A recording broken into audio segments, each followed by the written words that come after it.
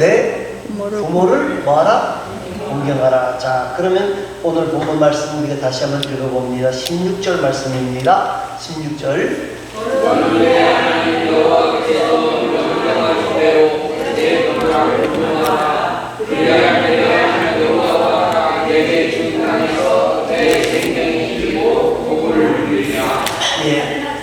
내 부모를 공경하라. 이것은 하나님이 우리에게 주신 절대적인 명령입니다. 사회 질서의 가장 기본이 되는 것이 뭐다? 내 부모를 공경하는 거예요. 여러분, 부모 공경하는 가정에는 가정 질서가 성립이 되어져요. 여러분, 학교에서 말입니다. 학생들이 선생님의 말씀을 들을 때 학교가 질서가 이루어지는 것이 되거든요. 백성들도 마찬가지인데 나라가 잘 되려 그러면 뭐 해야 돼요? 나라의 법에 순종하고 따를 때에 나라가 안정과 질서가 있는 거예요. 데모한다고 해서 나라가 되는 게 아니고요. 이 법을 잘 순종하고 따라갈 때에 나라가 잘 되는 거예요. 자, 여러분, 왜 이 부모를 공경하라? 오늘 여기 보면 뭐 부모를 모시고 있는 사람이 제가 보기에는 한 분 부모가 살아계신 분이 지금 누가 있죠? 좋으네요. 아니, 우리 권사님들도 다 돌아가셨어요? 네. 양쪽 다 고맙니까? 네. 네. 그러면 오늘 설교는, 오늘 강론은 여기서 마치겠습니다. 좋은 애를 들어. 그런데 여러분, 이 말은요, 내 부모를 공경하라는 말은 부모만 말하는 게 아니에요. 그죠? 사회적인 통념을 말하는 거예요. 학교에서도 선생님들, 그리고 지역에서도 어른들, 이 섬기는 것이 중요하다는 거예요. 이게 부모 공경이 모든 삶의 기본이라는 거예요. 자, 여러분, 부모가 자식을 키울 때 말입니다. 자식이 병들었어요. 그러면 부모는 뭐라 그래요? 내가 차라리 아프는 게 낫지. 여러분, 혹시 지금도 우리 어머니는 생선 머리만 좋아하신다고 생각하는 분이 있으면 안 됩니다. 그거는 정말 미련한 사람. 그래서 어떤 사람이 정말 미련해서 어머니에게 선물한다고 하면서 생선 배가리만 따서 보내는 사람이 있다고 그래요. 그래서 이 우스갯소리인지 만들어낸 얘기인지 모르지만은 그걸 정말 모르는 사람이에요. 자, 여러분, 부모를 공경하라고 하는 것은 뭐라고 했어요? 하나님의 명령이에요. 하나님이. 공경하라는 말이 무슨 뜻입니까? 부모의 권위를 존중하고 부모의 말씀에 순종하고 부모를 귀히 여기라는 말이에요. 귀히 여기라는 말이에요. 부모는 하나님을 대신하는 권위의 상징이라는 거예요. 여러분, 학생들에 있어서 선생님이 권위의 상징이에요. 그래서 옛날에는 뭐라 그랬어요? 선생님, 그림자도 밟지 않는다. 지금은 뭐 이 잘못된 지금 교육이 돼갖고 말입니다. 뭐 어린이 인권 침해 뭐 이런 것 때문에 아이들에게 말도 한마디 못한다는 거예요. 지금 그래서 지금 바뀌어야 돼요. 그래서 지금 가장 많이 욕을 먹는 사람이 교육감들인데 조희영 교육감이 그걸 만들었다 그러더라고요. 그 양반을 지금 가장 많이 욕하더라고요. 너무 심한 가하게 돼서 이게 또 악랄한 부모들이 의정부에 보니까 뭐 70시간을 하다가 손을 내대요. 아이가 그게 선생님 잘못입니까? 그래서 보상금도 줬대요. 그런데 계속해서 돈 달라고 이야기를 해서 돈을 뭐 400만 원, 500만 원 이렇게 줬다고. 그래, 그 후에도 계속 그랬다는 얘기가 나와요. 이거는 질서가 무너지는 거예요. 부모를 공경하라. 이 말은 정말 부모를 공경하라고 하는 것은 사회 질서를 지키라는 말과 동일한 말이에요. 자, 다른 종교에서 말하는 기독교는 이 효도가 없는 종교라 그렇게 말합니다. 유교에서는 제사를 지내야 된다 그러잖아요. 그죠?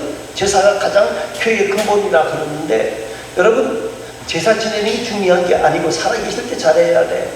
살아계실 때는 아무것도 안 하고 제사상에 크게 차려가지고, 그럼 누구 적으라 그러는 거예요? 예? 나죠. 나 적으라 그러고 사람 적으라고 하는 거예요.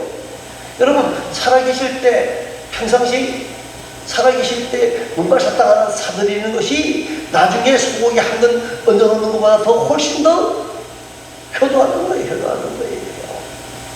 우리 말 가운데 있을 때 잘해야 돼요.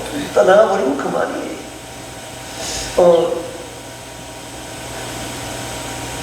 저도 아버지를 보낼 때는 모르겠는데, 어머니를 보낼 때는 이 코로나 때문에 편하게 보냈어요. 와서 어머니가 아프니 오라는 말도 없었고, 그죠? 왜? 가봐야 뭐 아무 못하니까. 그런데 지금 지나고 나니까 너무 그게 마음이 아파요. 편하긴 편했는데, 예, 편하긴 편했는데, 내가 그렇게 하려고 했던 게 아니라 그 시대가 그렇게 만들어 놨는데, 지나고 나니까 너무 마음이 아프다. 그래도 잘했던 건 아니고, 우리 아버지 때는 마지막 하는 순간까지 제가 옆에서 수화를 들었기 때문에, 그래도 아버지하고 뭐 여러 할 말, 못할 말 다 했는데, 어머니하고는 그런 말할 기회도 없었거든요. 말할 수 있는 그런 것도 없었는데, 여러분, 기독교는 효도의 종교예요. 성경의 출애굽기 21장과 신명기 21장에 보면 뭐라 그랬어요? 네? 부모를 공경하지 아니하는 자는, 저주하는 자는 뭐라 그랬죠? 반드시 말아 죽이라. 반드시 가세요. 그냥 죽이라가 아니라 반드시 죽이라. 부모의 말을 순종하지 아니하면 돌로 쳐 죽이라 그랬어요. 신약에서는 뭐라 그랬습니까? 에베소 1장 2절 말씀이 뭡니까? 내 아버지와 어머니를 공경하는, 이것은 약속이 있는 첫 계명이다. 이 약속이 있는 첫 계명이라는 말이 무슨 말입니까? 다른 계명들은 하지 말아라, 하지 말아예요. 5계명에서 10계명까지 보면은 다른 건 다 뭐예요? 말진이라, 말진이라, 말진이라, 말진이라, 말진이라. 그런데 5계명만은 뭐예요? 하라 그랬어요. 여러분, 해도 되고 안 해도 되는 게 아니고 반드시 해야 할 뭐다? 의무다. 의무를 기억하시기 바랍니다. 그런데 중요한 것은 뭐예요? 그리하면 내 하나님 여호와가 내게 준 땅에서 내 생명이 길고 복을 누리리라. 약속 있는 첫 계명이라는 말이 이 말이에요. 부모를 공경하는 자에게 하나님이 복을 주시는데 어떤 복을 주신다 그랬어요? 내게 준 땅에서 그랬어요. 너 하나님 여호와가 내게 준 땅에서 땅을 주신다는 약속이 가장 큰 약속입니다. 정말 이 명령이 언제 내려졌느냐? 이 신명기에 기록되어 있는 이 십계명이 언제적 이야기예요? 지금 광야 생활을 할 때 주어진 일이거든요. 광야 거긴 땅이 있습니까? 없습니까? 예? 없어요. 지금 광야를 걷고 있단 말이에요. 그들에게는 정착할 땅이 필요한 거예요. 그런데 내 부모를 공경하는 자에게는 뭘 주신다? 땅을 차지할 수 있게 한다. 이 말은 삶의 터전을 주신다는 거예요. 부모를 공경하는 자에게 하나님이 일터를 주실 것이고, 부모를 공경하는 자에게 장사할 상권을 주실 것이고, 부모를 공경하는 자에게 하나님이 생활의 터전을 주신다는 말씀입니다. 또 한 가지는 뭐라 그랬어요? 내 생명이 길고 그랬어요. 장수의 복을 주시겠다는, 장수의 복을 주시겠다는. 부모와 자식 간의 관계는 천륜이라 그러잖아요. 내가 낳고 싶어서 낳은 게 아니고, 내가 태어나고 싶어 태어난 게 아니라 하나님이 믿어주신 것이에요. 하나님이 믿어주신 것이에요. 생명이 길다는 말은 장수의 복이에요. 이 장수의 복 속에는 건강과 편안과 같이 있는 복이에요. 편안해야 장수할 수 있어요. 여러분, 마음이 상하면요, 예? 사람이 장수할 수 있습니까? 없어요. 마음이 시험이 들면요, 어떤 분들은 머리가 그냥 하얗게 생깁니다. 한 달 사이에 머리가 쉬어버려요. 어떤 사람은 속병이 생기고요. 그런데 부모를 공경하는 자에게 하나님이 복을 주신다. 어떤 복을 주신다 그랬어요? 장수의 복을 주신다. 장수의 복을 주신다. 장수한다는 것은 건강하다는 거예요. 여러분, 그런데 이걸 더 깊게 생각해 보면요, 요사이 뭐 장수하는 사람이 몇 세를 살아요. 그런데 병원에서 20년 살아. 이게 복입니까? 예? 저는 이걸 복이라고 생각하고 싶지가 않습니다. 네? 우리가 마지막 순간에 아플 수 있어요. 그런데 그 아픔이 오래가지 않아야 된다는 거예요. 10년, 20년 가면 뭐 하냐는 거예요. 여러분, 우리나라의 유명한 재벌이 삼성간데 삼성 이건희 씨가 병석에 누워가지고 오래 있었어요. 근데 그거 10년 있었는데 그 10년이라고 하는 세월이 그게 장수한다고 하는데 난 들어가고 싶지가 않아. 그런데 성경에서 말하는 이것은 뭐냐? 생명이 길다는 말은 건강을 하나님이 책임져 주시겠다. 그 말. 건강을 책임져 주시겠다. 이 건강에 영적인 건강도 포함됩니다. 우리 모두가 많이 하나님 앞에서 부모를 공경하고 모든 분들을 공경하는 가운데, 존경하는 가운데에 이 건강의 복을 만나는 역사가 있기를 바랍니다. 또 한 가지 복이 있습니다. 그 복이 뭡니까? 내가 복을 누리리라 그랬어요. 여러분, 복은 누릴 수 있어야 돼요. 복은 누릴 수 있어야 된다는 거예요. 복을 보기만 하고 누리지 못하는 사람이 많다는 거예요. 평생 돈 벌게 돈을 엄청나게 벌었어요. 그런데 벌기는 엄청나게 벌었는데 쓰지도 못하고 가는 사람이 있어요. 제가 아는 분 한 분은요, 정말 자기를 위해서 쓴 일이 없어. 그런데 자녀도 결혼도 안 했으니까, 자녀도 없겠죠. 결혼도 안 했으니까. 그래서 돈을 아등아등 모아가지고 동네 사람들에게 다, 예? 고리로 빌려줬어. 근데 갑자기 죽었어요. 동네 사람들이 그 동생들에게 돈 줬다는 소리를 난 못 들었어요.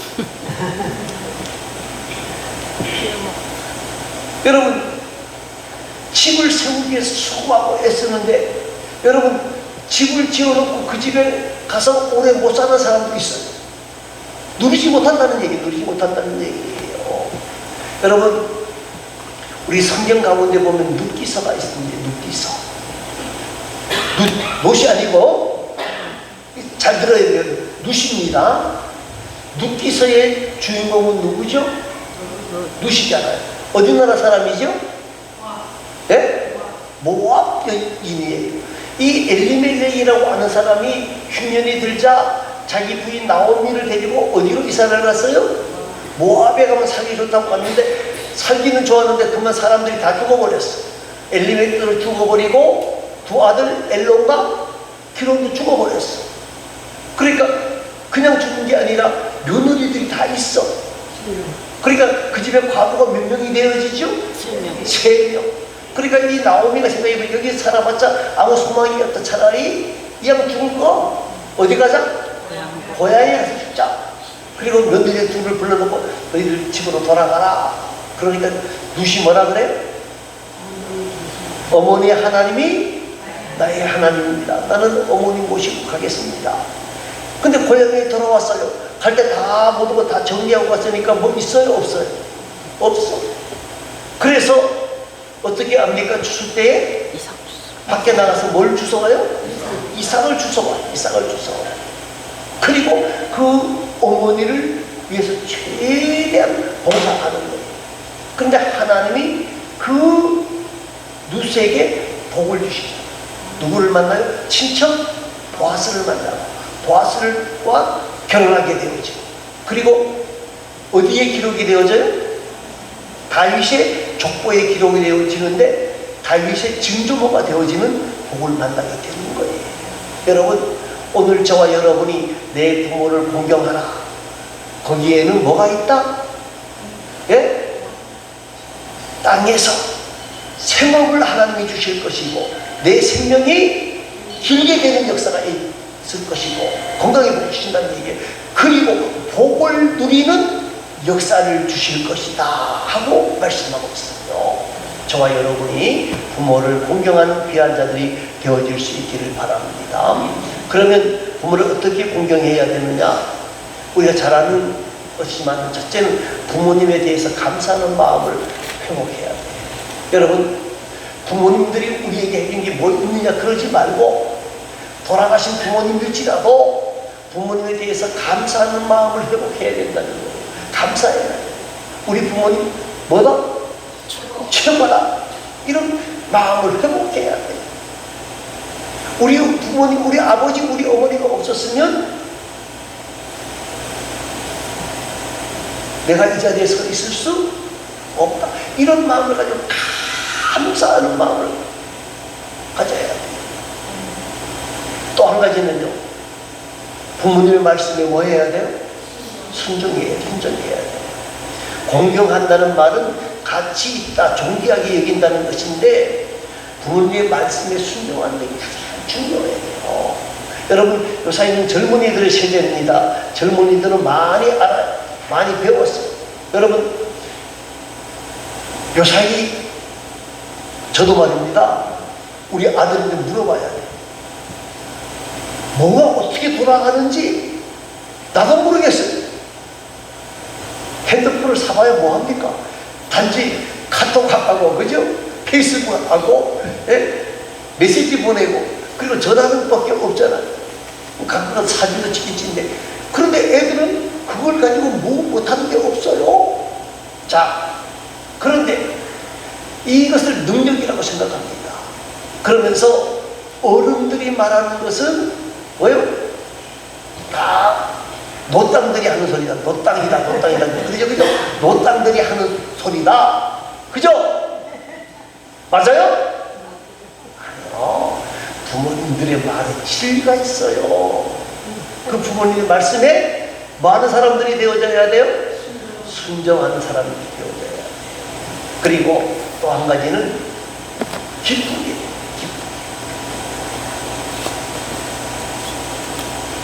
내 부모를 즐겁게 하되 너 낳은 어머니를 기쁘게 하라.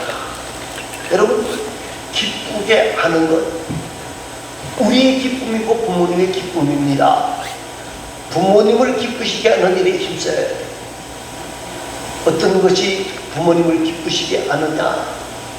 여러 가지가 있을 수 있습니다만은요, 경제적인 면에서 여러분, 부모님에게 옷 사드리지 마세요.